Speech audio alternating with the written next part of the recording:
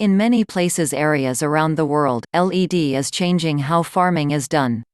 In Japan, there are restaurants which grow their own fresh greens indoors using LED grow lights. In the US, there are farms which grow greens exclusively indoors using LED lamps. Greens grown with LED lights are said to grow quite vigorously, allowing more food to be grown faster. In fact, all over the world, there are new plant factories popping up, where plants for eating and also flowers for selling are being grown and harvested at a rapid pace, much faster than growing the plants outdoors. It makes sense, plants grown outdoors are subject to the weather, insects and even physical trauma, while plants grown indoors are protected from the weather and insects.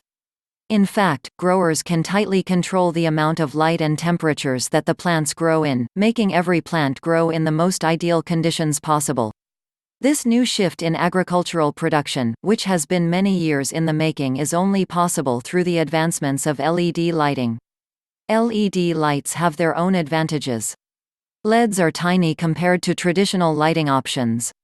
They also don't burn hot unlike traditional lighting, making them safer. They are also more durable, lessening the amount of maintenance needed from broken lights.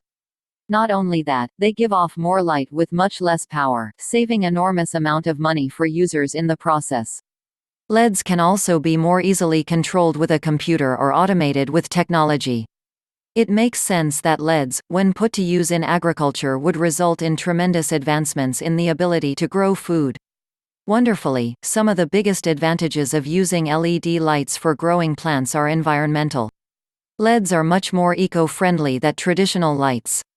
Plus, since insects and disease are not an issue for plants grown indoors, this allows the plants to be grown organically, without the use of dangerous chemical pesticides that get into our bodies and the environment.